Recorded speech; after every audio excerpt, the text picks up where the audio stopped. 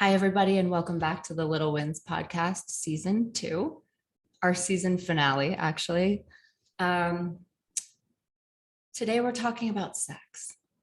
And since it was a topic that has been brought up many times in private messages, in the info at LittleWins, it seemed to me something that was not as widely discussed as people were hoping it would be. And I gotta admit, I was a little bit nervous to broach the topic.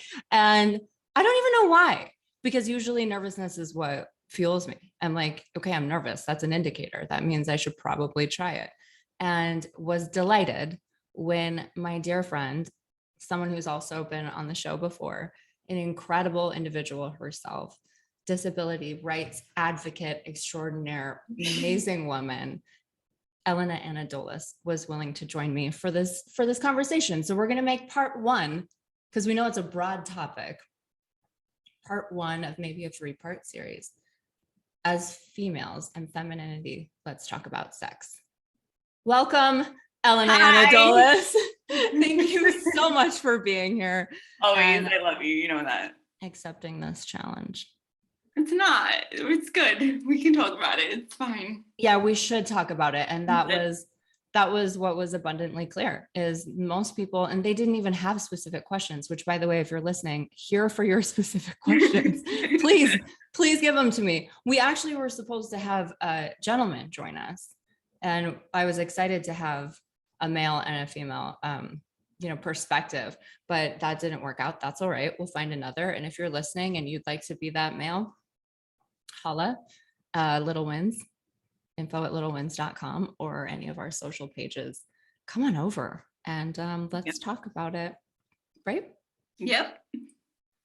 Let's explore it. So when you and I talked before, we really didn't know where to start with this conversation. There's just so much.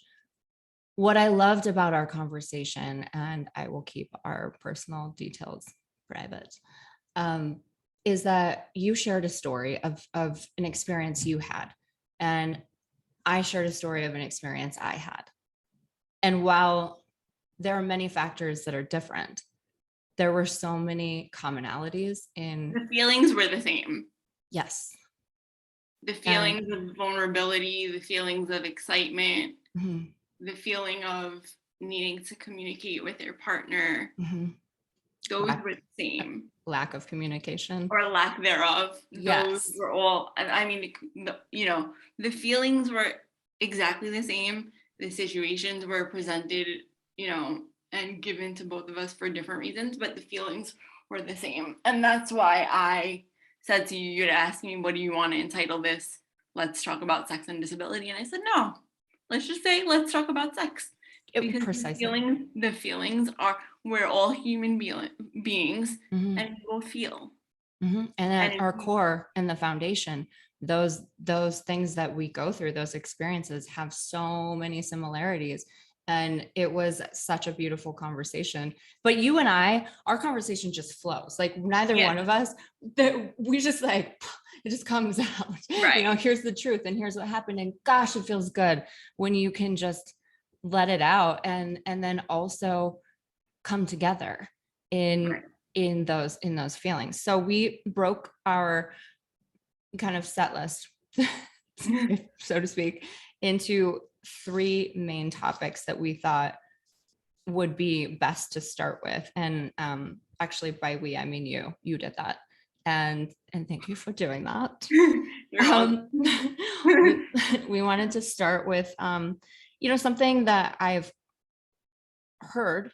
I told you point blank, I'm not necessarily comfortable speaking on the topic because I don't have the experience, but I am so here to learn all information for my kids and for my daughter, Ava. And I always want them to be able to come to me no matter what. I'm your girl. You have a question, you have a feeling, or you want to do something. And that's my job. And I hope that they do. So I'm here to learn as much as anybody else. I even said to you, I want this to be from my own perspective, because you're like family, I want this to be, an episode where you can show Ava when that time comes. Yes. Not that you're not going to have conversations with her, and I'm sure I'll have conversations with her and other people have conversations with her. But for me, this is for Ava and all the little girls out there who are going to grow up to be the queens of their queendom, Yeah. And have So, questions and concerns. I didn't have that. And no, and you know what? Here's another commonality. I didn't either. I didn't have like a safe place to go to ask these questions. So keeping on topic though, the first one was you had mentioned, and I started listening to podcasts on the topic afterwards. Fascinating, brilliant. What's his name? Andrew Gurza. Thank you, Andrew. If you're listening, yes. I mean, thank you for sharing and his openness and everything on, having a disability and having sex is brilliantly done. And I learned a lot, and he makes me laugh. He makes me giggle. I love him. I love him. Shout out. So people with disabilities being seen as asexual and vulnerable. What Okay, so what would you like to share? This is I'm gonna say this is from my experience only. Everyone has their own experiences. I'm privileged enough to be able to move around the way that I move around, and do the things that I do. Number one, in terms of vulnerability, straight off the bat, even without the cerebral palsy, I'm vulnerable in terms of emotions because sex is all about emotions. As humans, we're vulnerable. Number two, I'm vulnerable, because I am a female with a disability. God forbid, knock on wood, there's a situation where, I can't protect myself. Right. I'm more vulnerable in the sense of that than someone who's a little more who's able-bodied. And that's something that I've had to, I guess, think about when, in sexual situations. Yeah. And honestly, this is something regardless of your ability, it's so awkward for me. I get, hey guys, here it comes. She gets awkward. I remember on the phone when we said this, considered a, able-bodied human, but I've had surgeries that have rendered some major damage and this arthritis and all of these things and legally blind and a learning disability. And we got things, but look, able-bodied aches. Well, that's what we use in the disability community. Yeah. So I just want to make sure I come to the party correct. But being vulnerable, when you say as a female, at baseline, even if you're considered able-bodied, and I hope that all girls hear this, you will feel vulnerable and you want to be able to protect yourself. That should be, to me, in my mind, a strong indicator that there needs to be more conversation and communication between your partner and everything. Like, here's what the traumas that I've had. Right. Here's the things that I don't want to do. Here's what I would like to explore. And starting as simple as like this one podcast I listened to, it was just starting with touch, a simple touch. Right. And what you feel comfortable with and what you don't. And on what pleasure scale does this feel good? 1 to 5. And like, tell me, and just like really break through those boundaries, because sex can, like, one of the podcasts I listened to, all they kept saying was banging. I was like, well, that ain't it. That can be a type of sex, but in order for you to feel comfortable with that, you have to feel comfortable with your own body. So and your partner and trust, and it's learning about your own body first. But when I meant vulnerable, I meant emotional vulnerability, physical vulnerability, and yes. And it's even more so if you feel like you can't. Yes. Right. And that would be, for many people, I know, an extreme concern. So thank you for cracking the lid right off of that, right off of that. Is that something that you find is widely discussed within the community? I don't know, because I honestly have not had a conversation about sex with another person with a disability. Why is that? Can we just talk about it? I don't know. It's just like honestly, I've had more conversations with able-bodied individuals about it, which is But yet I get these messages, you know, where and they don't, like I said, they don't have specifics, but I would like to hear about, you know, sex. And that's where I got that from. One of the emails was, I would like you to discuss sex and disabilities. And I said, well, I mean, I'm here, guys, to talk about whatever you want to hear about. I just sometimes feel so humbled by, like, am I the right person for it? And all I want to ever do is bring a safe place, hold a safe space for you to communicate and share, and but also find, you know, all the things that connect us and some information on the topic. Hopefully that's what we're doing here. But what about asexual? Why do you think that? Why do you I don't know. It's just it's maybe it's because personally, you know, for a long time, me personally, I felt like I wasn't sexy. You know what I mean? Or I felt like my partner had to do more of the physical work. Mhm. So I didn't feel like a sexual being. In terms of asexual from a medical perspective, I can tell you, you know, I've had doctors be like, "Oh, why do you have to go to the gynecologist?" Well, I because hate I this. have You've sex. told me this. Because Yes. I have a vagina. Because I Turns have a out. vagina and I have sex. That's why. And it's like, Ay, ay, ay. well, why would society see someone with a disability as asexual? Why? Because we have to do things a little differently, Mhm. or we have to communicate a little more. Shouldn't everyone be communicating during sex? Why does it have to be a little more? Why does it have to be seen as a little more?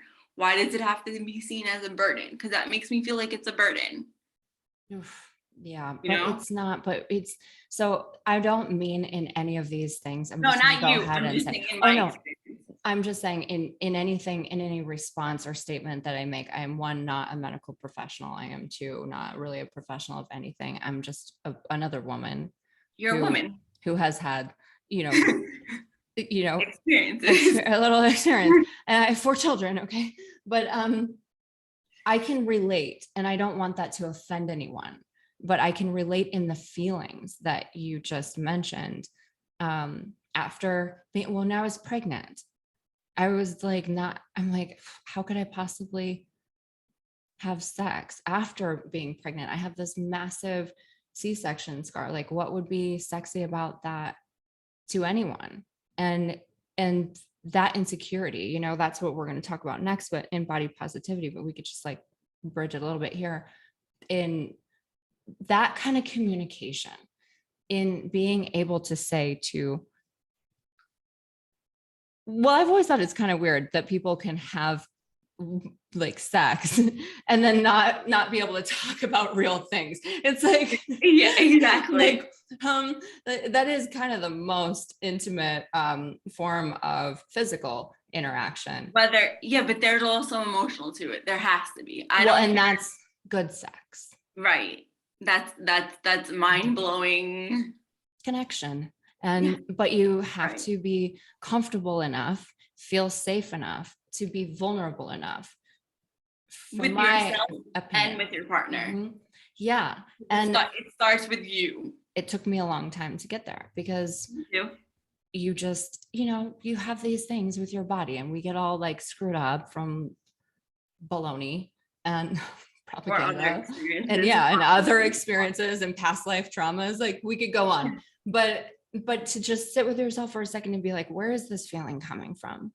And for me, that scar that's massive on my stomach, I'm so proud of it. but it Well, used now to I'm make proud. me You've feel seen like, my scars. I have a scar on my bikini line, and I have a big scar going down the middle from, I would say, middle of my back down to my tailbone from the rhizotomy. And yes. But there were moments, right, where you felt like, is this going to be like, for years. That's why I actually, when I had my hip surgery, when the doctor did the second one, I was like, I want a plastic surgeon there because I want you to like fix the other one. make it go away? Yeah. It hasn't gone away, but it's still there. But I'm proud of it now. I was actually going to even do a photo shoot with Please with an do. organization. Yes. Well, maybe Yes. I'll just do it with you because they're not doing it. They were supposed to do it. I'll like do it. I'll do it for you. I mean, Huh. I do have like somewhat of, I didn't finish college, but I did go to school for photography back when they had dark That's what I was rooms. gonna do. We were gonna do a whole a spreadsheet. I even had it planned. My friend sketched the dress. Like, can you find the dress that looks like this, where it actually like it's low back and it shows my rhizotomy scar? Obviously, like I'm gonna be like, all decked out, but I love I'm that so so comfortable much. with it. And the more we talk about these things, the more there's got to be somebody. I say it in every episode. If you don't like it, click off. No harm, no foul. But it is, we are talking about things that someone out there will say, right? I know, right? Right. Like this huge scar on my foot from my foot surgery. And like the thing, am I going to be sexy? Will I be attractive with this, with all these things? Until all of a sudden one day I was like, I'm sorry, they pulled 4 humans, live ones, straight out of my stomach. Okay. And that right there is a badge of honor. And I don't care anymore. It tells your story. And yeah, but why did I do that to begin with? Which was because of what society puts on you. So like, I'll give you, what was I gonna say? I lost my train of thought now and it is something brilliant. But like, it's just, but it's like, it's just because it's comments like, oh, like I had a comment from a male once who has CP. He's like, oh, like I want to see you naked because I want to see if you look like if your body looks like a CP body. And like, I'm literally spasming. My left leg is literally kicking out right now under the table as I say that. And I was like, what the hell does that mean? You're having a physical reaction to that statement. Right. So I was like, what does that mean? No, does your body look like a CP body mean? Like what? Well, first of all, it means that he's clearly like has a very low EQ. Okay. Extremely low. That was rude. The thing is, he has a CP body. But that's why that's, you know what I'm saying? Like you could tell that he has CP. Like, what does that mean? I don't like it. I'm sorry, sir. I don't know you at all, but I don't like it. I don't like it. I feel like there was a better way to frame that if it was a question, and I'm here for questions. That one I don't love. And this was someone who has a male who has cerebral palsy, who's very sexual, who's very open, with his sexual side. And I'm like, what do you mean you want to see me naked so you can see if I look like the typical CP? What is? Will he do our next show with us? So on like the No, I'm not talking to him. He's very, very bipolar. We're just gonna bash him. Anything else we want to say about him? No, we can't. Not 3 things. Not 3 things. Legitimately, he has severe medical issues, and I've since distanced myself. Disengaged. Yes, that was the right thing to do. But let your left leg shake out, because another thing when I was yeah, I know. So that was another thing when I was like doing my research for the podcast and listening to other ones. This one I wait, I wrote it down. I think it's on the Goop show. It was about healing past life traumas in effort to move forward in your own personal sexuality. So it wasn't on the terms of being am I sexy or whatever, just first sitting with yourself and saying, why do I hate my C-section scar and wonder if I'm not attractive to others, and being like, but I don't actually hate it at all. No, I know. I love it. Right. But you have to go through that so that you don't have to repeat. But even during the act of sex, feeling comfortable with the shaking, even though usually from my experience, spasms are equated to pain.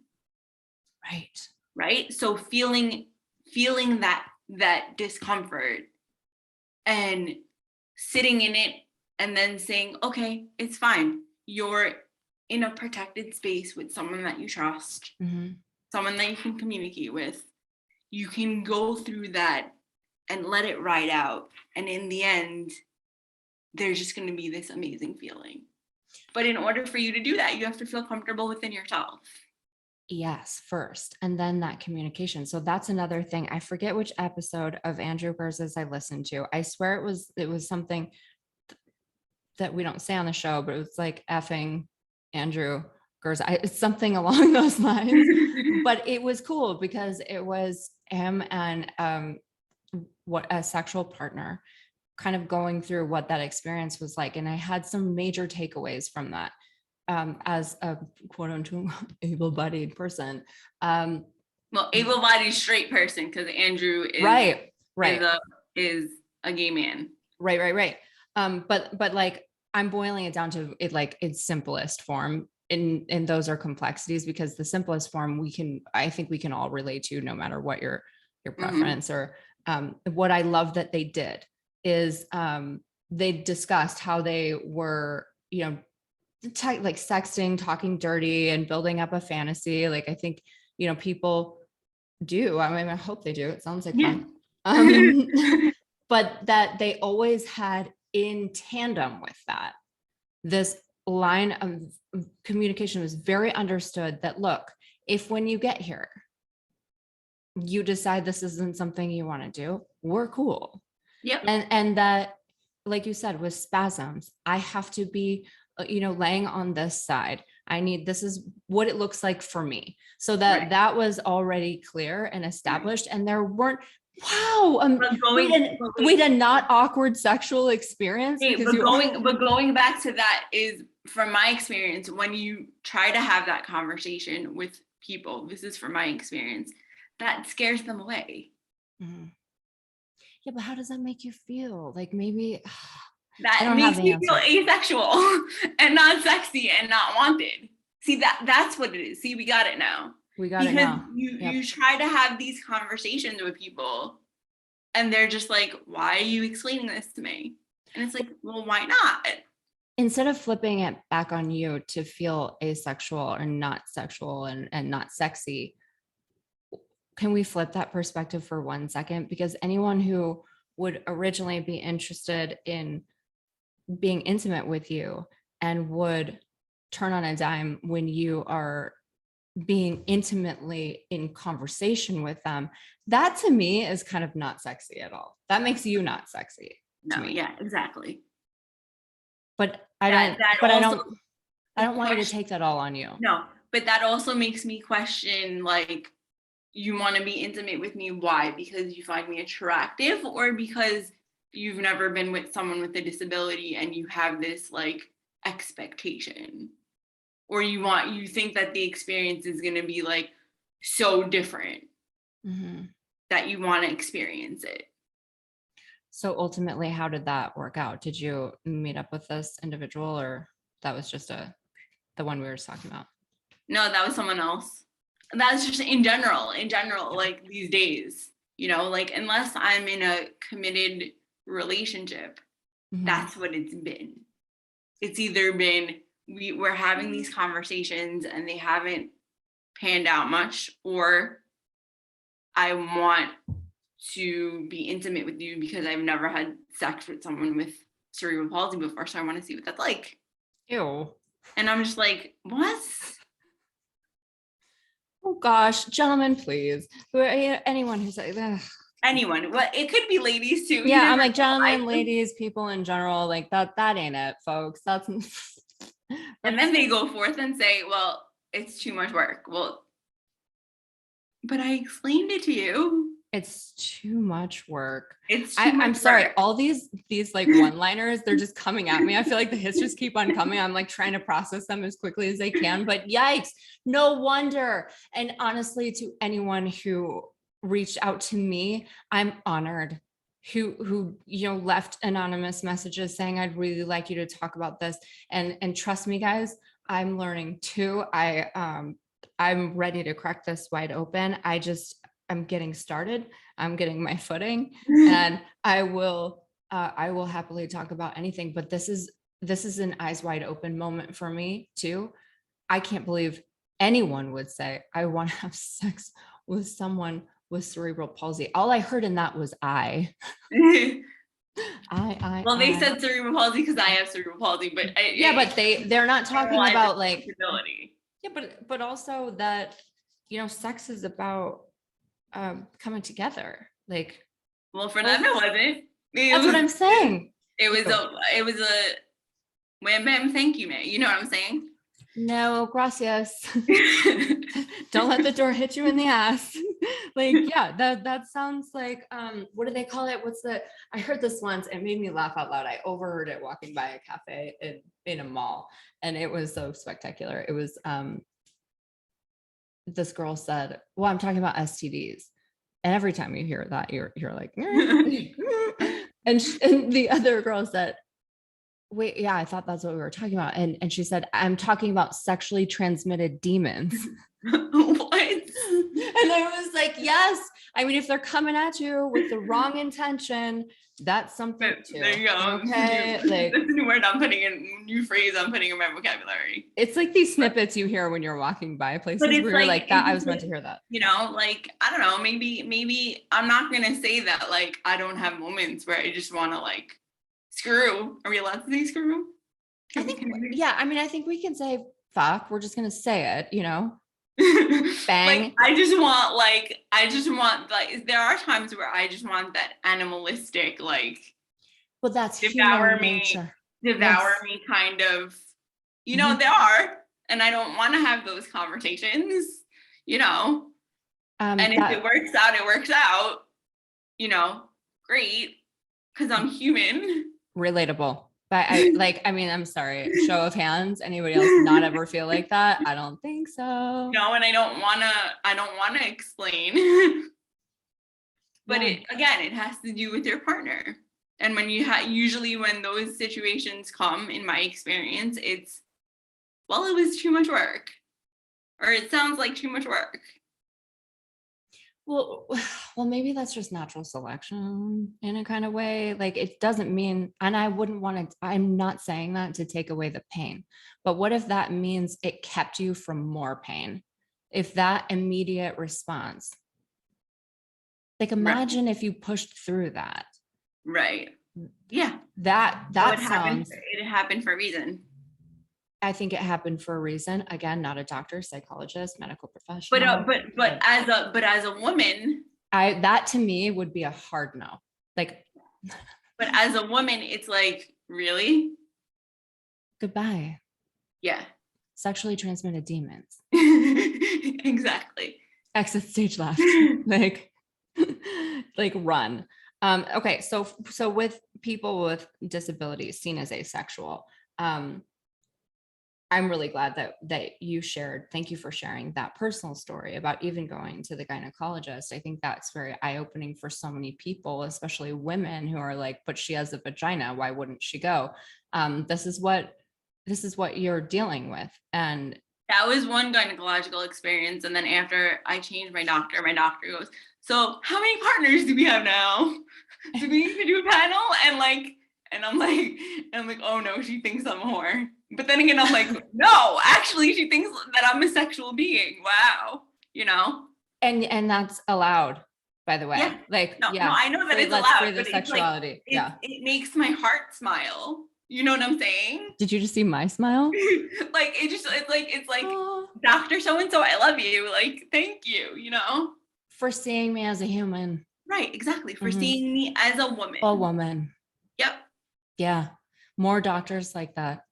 If there's any OBs, any gynies out there listening, this is an important thing to discuss, because my daughters are getting to an age where I'm not really comfortable with like a pediatrician, like going around, we got to change it. Right. I always hesitate because those first experiences, that can be weird for a little girl, you know, if you don't have the right doctor. Well, I'll give you another example, and this has nothing to do. It has to do with sex, but it doesn't have to do with a gynecologist. And I'm not mentioning names. But no, please God, don't. They'll hunt me. No. But a very well-known physiatrist who has her in the disability community, very well known, who has a disability herself, who I've known since I was 3. I went to her when I was 18. My mom was in the room because when you have CP, parents are always in the room, whatever. Oh, they'll have to kick me out of that room until I'll tell my girls, like, I'll just be in there. I don't have to watch, but I will be in there. Right. Yeah. So I was just going in there for regular PT script and things like that. And she's like, well, Elena, you know, you're going away to college now, and we have, you know, and you're going to have experiences, and you're going to do this and you're going to do that. And I was like, okay, where is this going? Meanwhile, like, I've had the sex talk with my mother. Like, it's not like a big deal. Oh, and go so, mom. Yes. I didn't get the definitely. Sex talk. I did. I learned from, we're not doing names, but I remember you, lady, my 4th grade teacher. It was sex ed, and she just went in 4th grade. Yeah. Well, they introduced you to it, and then 6th grade that's where we had 6th grade. I lived. But like right off the bat, the penis enters the vagina, and I about fell out of my chair. I was like, what? Goodbye. No. I was like, that sounds horrible. But like, I mean, I've had the conversation. Also had the conversation with my dad, but dad's perspective was different. Dad is kind of where, and I understand why, because he's a guy. Dad and my brother were the ones that were all about the vulnerability and how I need to protect myself because I'm not safe, you know, because men are animals. I understand that. Okay. But anyway, I get that. I still get it. And I've been, you know, in relationships, you know, a 9-10-year relationship. I don't even think my dad even thinks about the fact that I've been in a 9-10-year relationship. Don't worry, Dad. Don't even think about it, Dad. Just keep it moving, Dad. And like, yeah. We have not had sex in 9 years, never. He's never moving, Dad. It's fine. You could think that, but anyway. But I've had that conversation with my mother. But it was funny because Dr. Blank, I'm not even going to share her nickname because she's going to know that's her. So, because I did have a nickname for her because of my brother. Anyway. Oh God. She goes to me, you know, now that you had their hip surgery and one leg is shorter than the other, sex is gonna be difficult. And I was like, what? I just caught my breath. I'm like, but just now. Did that just happen just now? I was just like, I looked at her and I looked at my mom, and me and my mom just started laughing. God, I love your mom. Yes, Mom. And I'm just like, what the hell do you mean?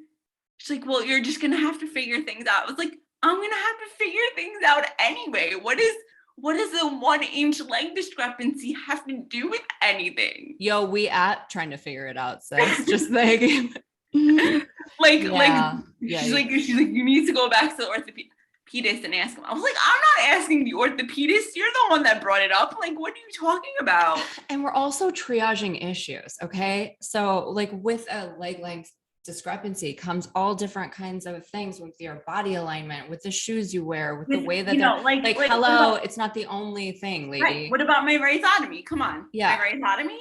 Hello. Yeah. That's another issue. Anywho, I'm going to apologize on her behalf. I was like, are you kidding? Like, are you serious right now? Like, and I just started laughing at her. Yeah, nobody's Why are you laughing? And I was like, because that sounds so silly.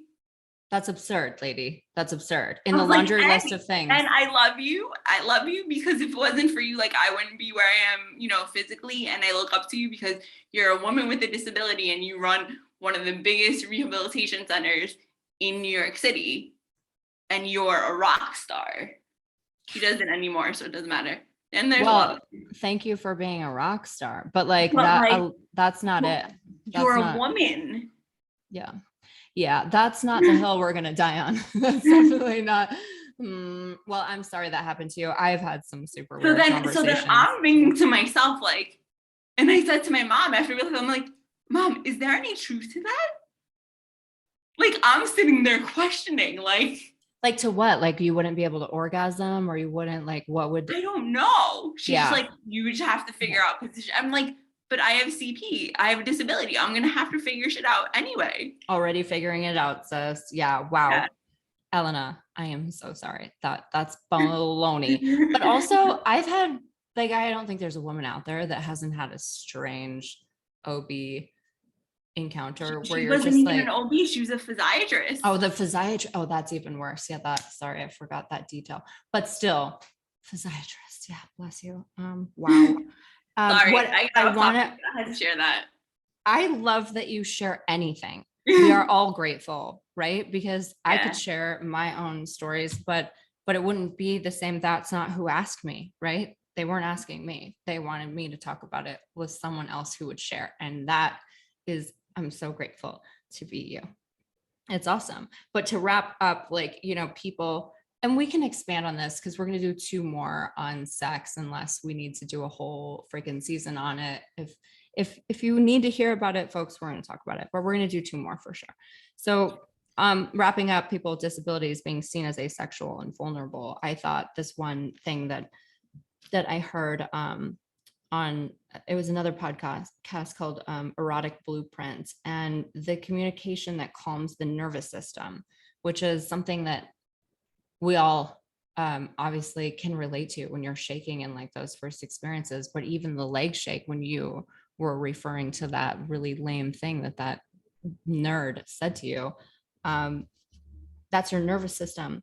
In order to enjoy like sexual encounters and to be intimate and also reach like other levels of being erotic and like the whole Experience. The mind-blowing outer body experience. The one that you want. You have to get out of your head. Right. I can't do that. As women, I can't do that. We can all of a sudden be like, shoot, I did not get the laundry. I did not do this. And like, you gotta. Yeah, you have to get out of your head. And that takes, I'm 37. I have not done that. Girl, I'm 39. I can do it.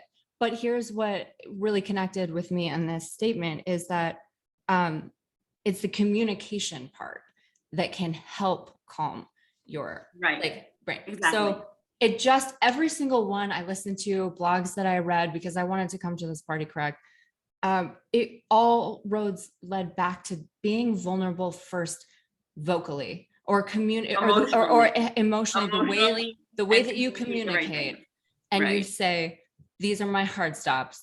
This is what I'm looking for. This is what I want. This is what, can you tell me yours? And have this like, ebb and flow. And that goes for anyone, whether you have a disability or not. 100%. And that to me, like the touch thing, I was like, I'd really like to, I don't have a boyfriend or like anything, but I'd really like to incorporate that at some point where you just like the simplest touch, maybe on your arm or, your shoulder, like, how do you feel when I touch you? You know what I would do? I would do a touch that would normally feel uncomfortable. So I would do if I was. I'm scared of you. No. No, I'm ready. I'm ready. Hit me. If I was comfortable enough with my partner, it would be either my feet first, because you can't touch my feet. I'll kick you in the head.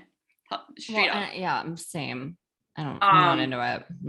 No, not even when it comes to sex. Even my physical therapist, it took him 3 years to be able to touch my feet. And why is that?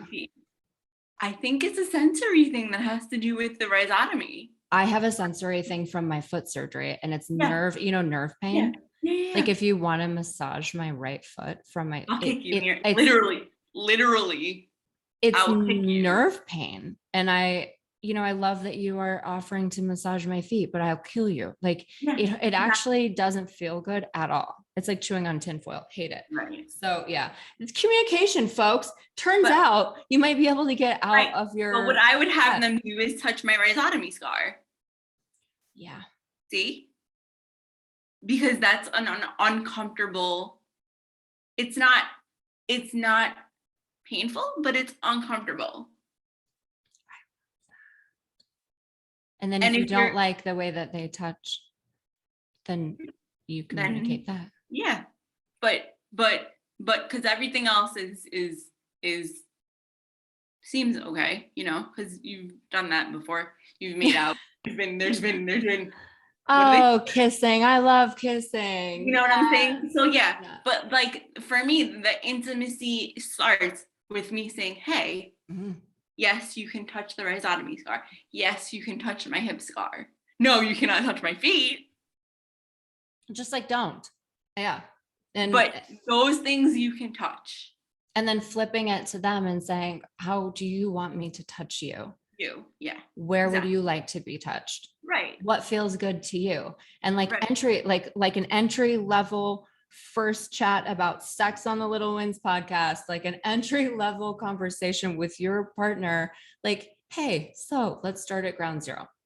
Right. And then And I that, think you again, that can goes get, for anyone, then whether you you have a can free disability or it. not. You know? Absolutely. Then don't you think it made perfect sense to me? I was like, then yeah, actually, it's the communication that sets your mind free so that you can reach Right. that, Exactly. that, where you want to go in any form of intimacy. From my humble opinion. And also I thought that was pretty rad. So let's move on to body positivity, because I can't wait to hear what you have to say about this. Boy, it's for anybody a long road. And I love our ages. The older we get, the more we start to realize that not everybody gets to be this age. And so whenever anyone says like, gosh, it must be strange to be, a 39-year-old woman, or like, don't you wish you were 24 or 26? And nope, that was garbage. By the way, I did it. I crushed it.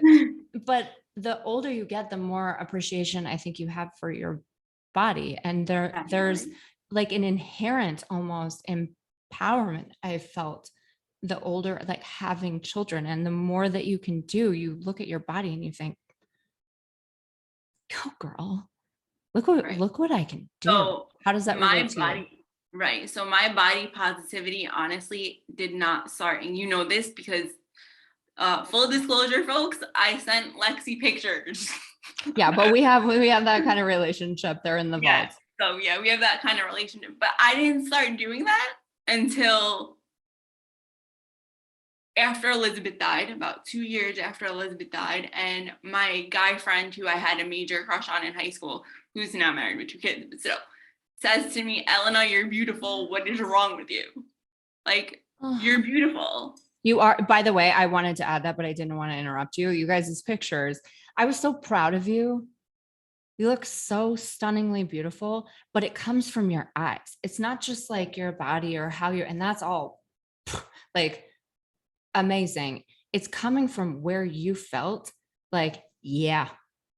Yep, this is me. Yeah, this is me. Exactly. And I'm so proud of it. Honestly, stunning. It's Elizabeth's, and I'm not getting like sad, but Elizabeth's 3rd year anniversary is on Saturday.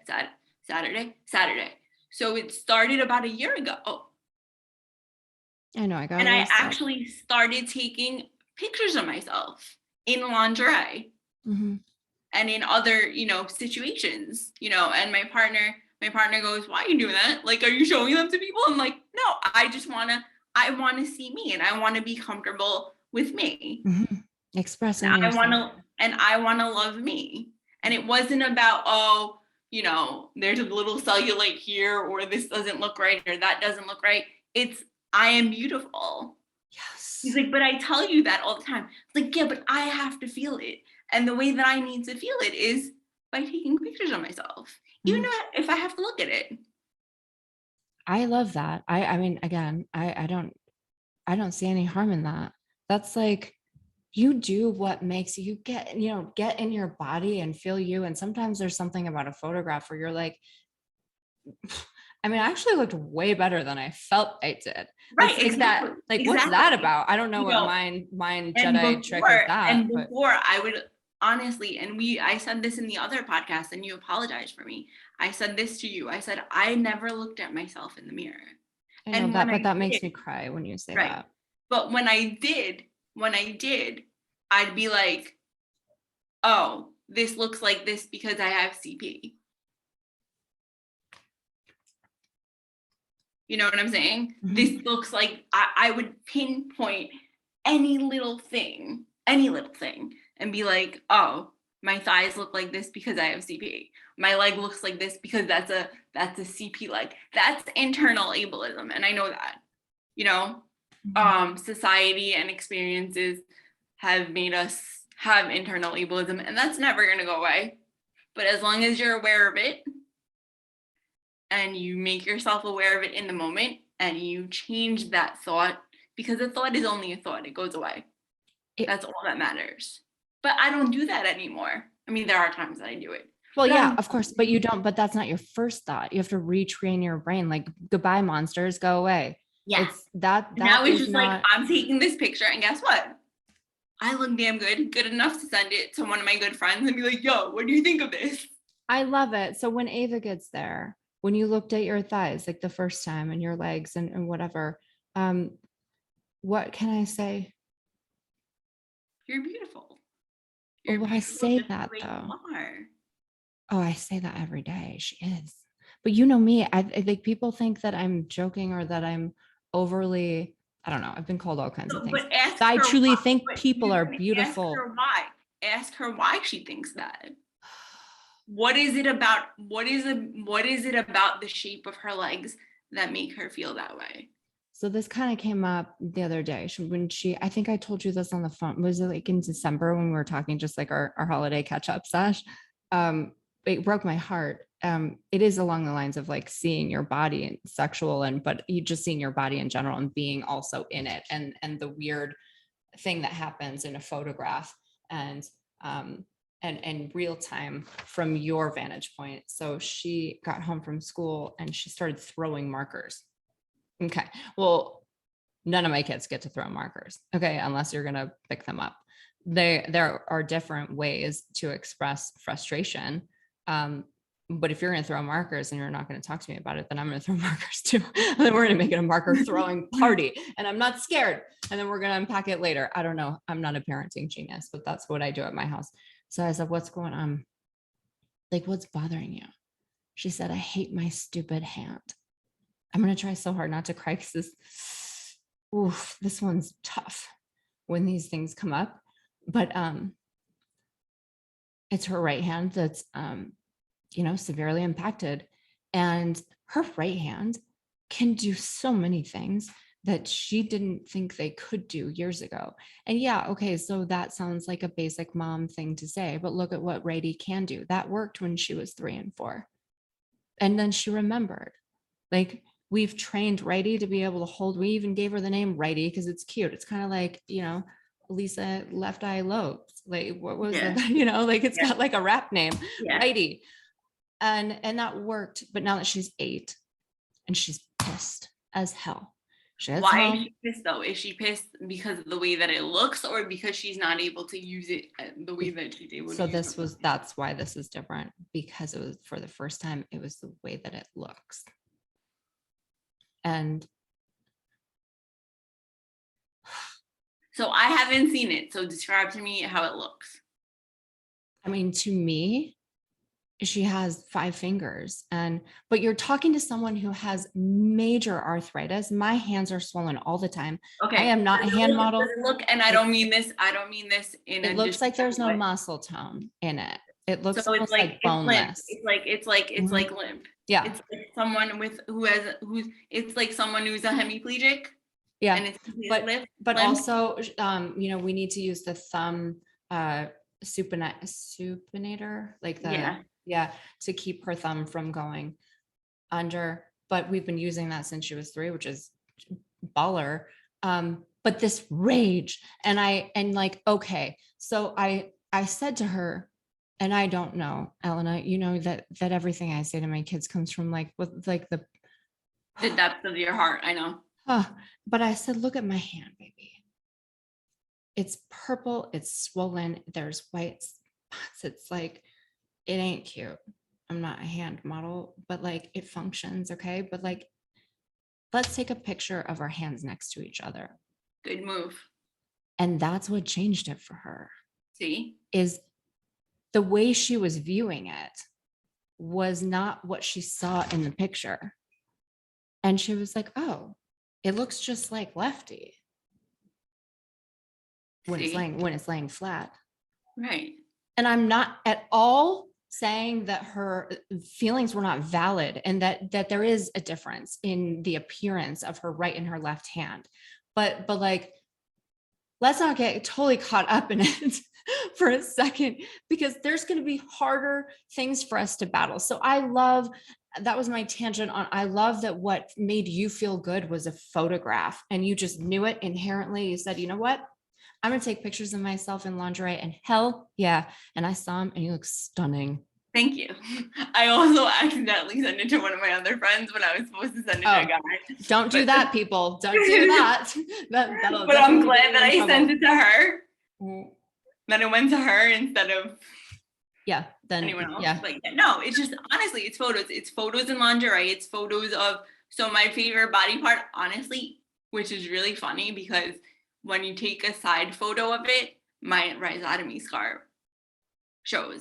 My favorite body part of mine and my favorite position to take a picture of it is side profile is my butt.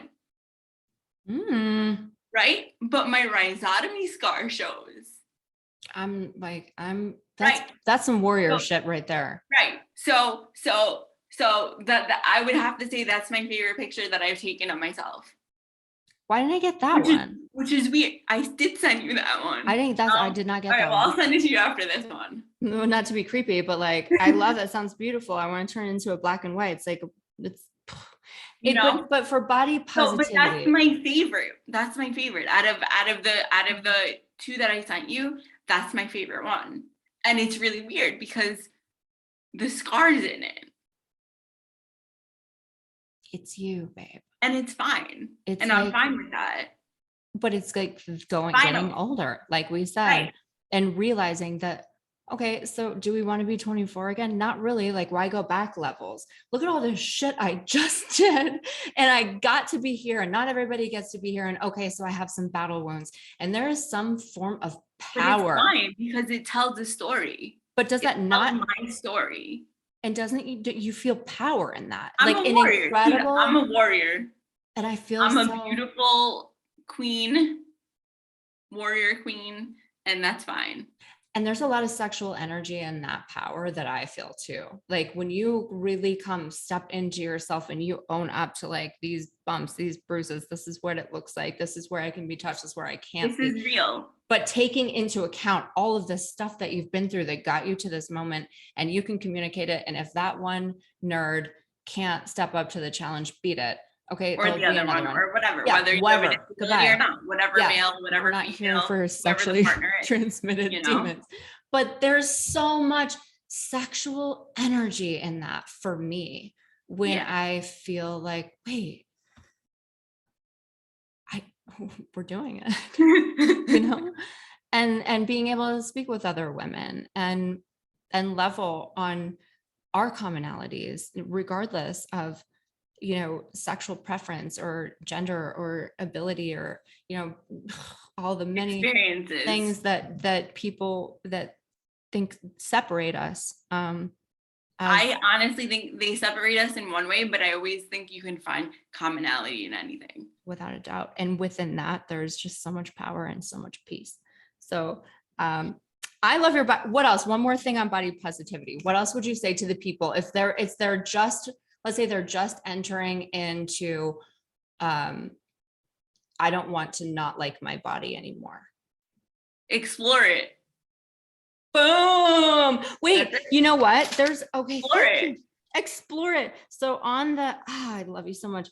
On the Andrew Gurza episode that I listened to, he said there's like, he was giving out codes, but mentioned some websites because exploring things is.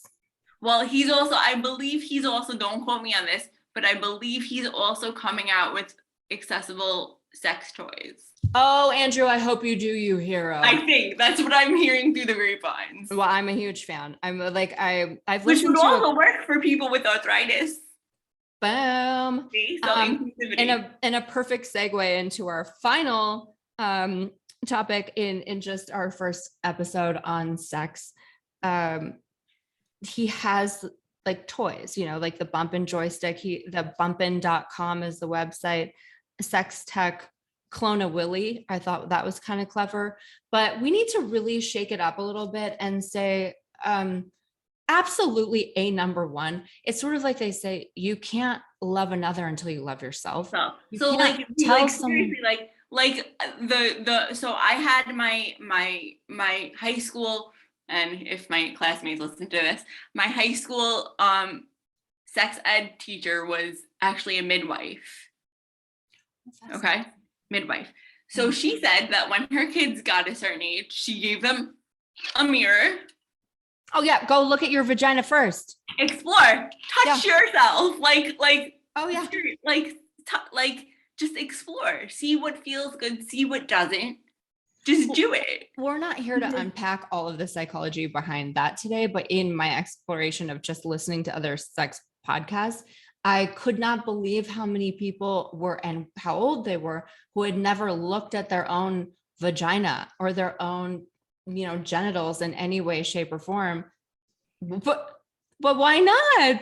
They're yours. It's yours. Like, why not? Oh, and I don't want that for you. I just want to, maybe we can sage it. Can we just no, but that's what I would say to someone who's coming in. That's step one. Comfortable to yourself. That's step one. Yeah.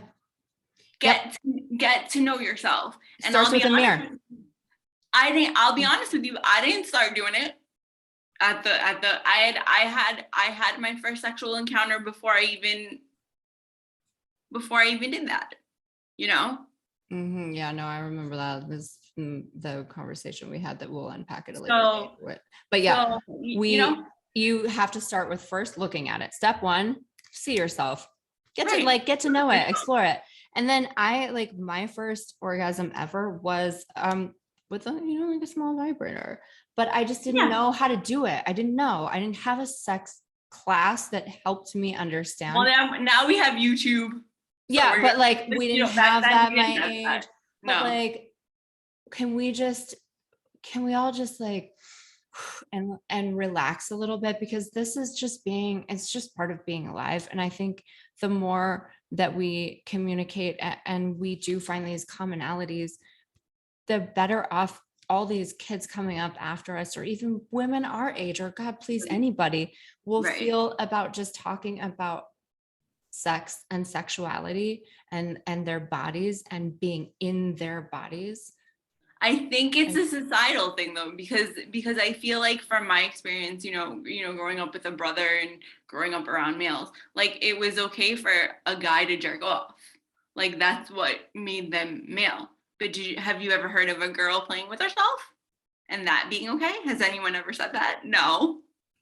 Well, I don't ask these questions, but I've never heard that in conversation. Okay, well, I'm gonna say it right now then, ladies. That is absolutely okay. Okay. And also that kind of energy can be really powerful when you're trying to manifest things into your life, no matter what it is. You funnel that energy into what it is you want in your life. And I don't ever want to hear that. I feel bad for guys too, because that whole stereotype, it makes me sad. Guys, you had some duds that really brought down your team average. That's the thing. But for women, you have to know how to make yourself climax in order to direct your partner and work together to achieve that together. And that's all right. It's all right. You have to know what makes you feel good. So you explore your body. It's like double dutch. You got to first you jump in, right? Right. First you jump in. Right. And it's all right. I feel like I'm going to get calls from moms or whatever, but can we just, from a healthy, there's nothing wrong with it. It's healthy. There's nothing wrong with it. It's just human nature. And I think the thing that's unhealthy, from my humble opinion, is the lack of discussion on this topic. Yeah, definitely. It's Oreo. You're the best. Okay. We really need to call out, gentlemen. We are going to need a new gentleman to join us on this show. to talk about we only scratch the surface on the topics, but we'll work together. I would love to get a male's perspective, and anyone truly. I just thought of someone. I'll ask him. I don't know if he'll want to do it, but I'll ask him. I've always seen different, I get these messages and I read them all, guys. I hope he does. I read every message. It takes her a while, but she does. Well, yeah, because there's a lot of portals and there's not a lot of people who work here, and I wear many, many, many, many hats, but every comment matters to me, and I promise I will show up, but I can't do it if you don't let me know. So if you have a topic you want to discuss, if you have a question that you would like me to ask someone else, within any of these interviews, I'm your girl. Well, I will throw myself on the sword. I'm gonna say this. Let's say someone doesn't feel comfortable because they feel that reason. You don't even need you're not right, but they might because you're not part of the community, right? So can they email you? Yes, they can. I'm on Instagram. I have a public profile, and Lexi's on speed dial. So I mean, if that comes up and we're like, oh, we can make a podcast out of this. And it can be completely, I don't need you don't have to ever say your name or anything. This will be completely anonymous, but I'm a safe space. Inboxes are open. My inboxes are open. I will not tell her if you don't want me to tell her, like, who you are, where you're from, what your age is, whatever it is. So if you feel more comfortable telling me because I'm part of the community, go for it. Yeah.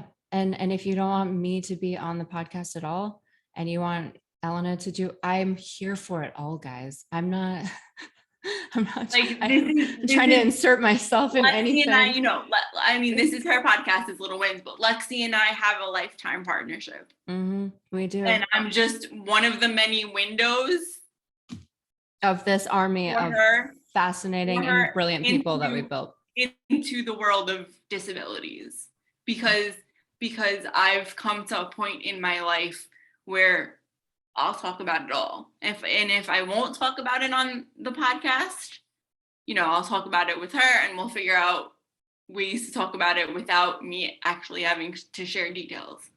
But this is a lifelong partnership, and I'm here for it, and so is she. And if anyone else wants to come in and join, come on over. But I think I've made that abundantly clear in my own.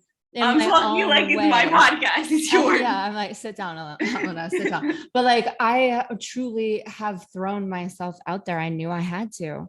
And I hope that people see that. And I hope that you, just like you said, you've reached a point in your life, and yes, you have. And I love it. It's so beautiful to watch where you can do that.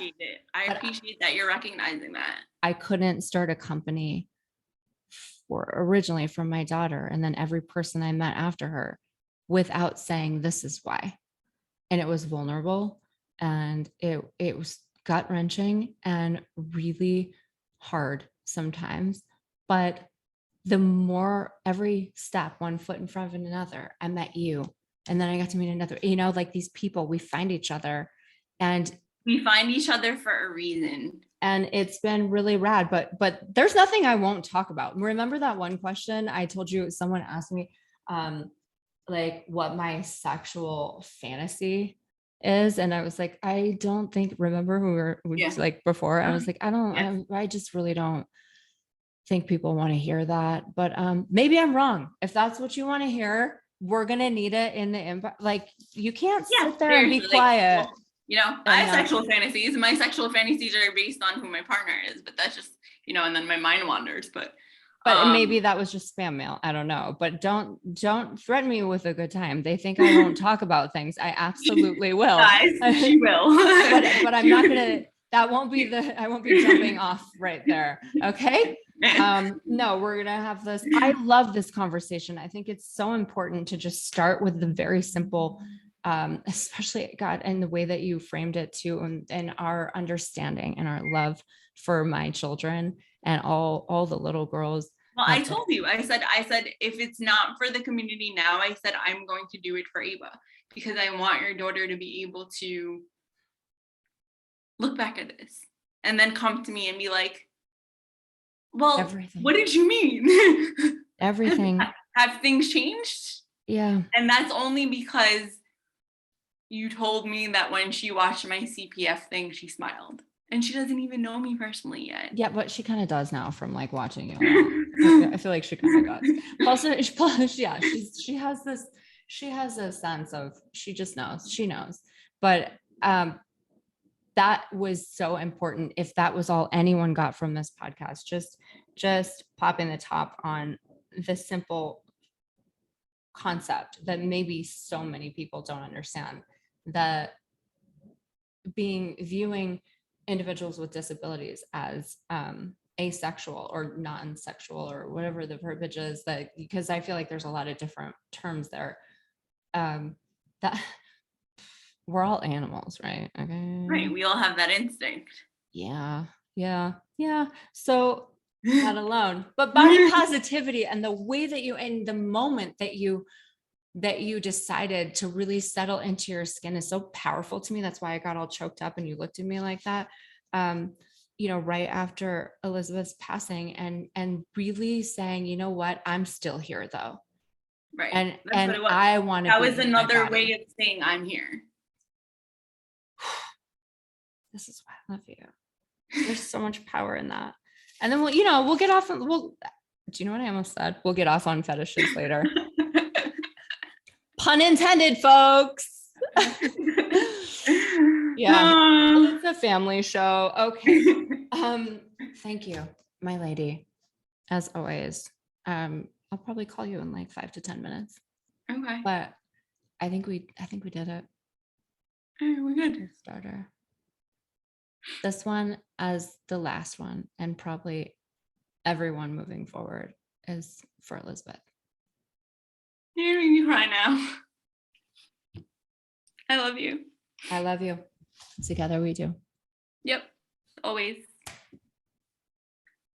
Namaste.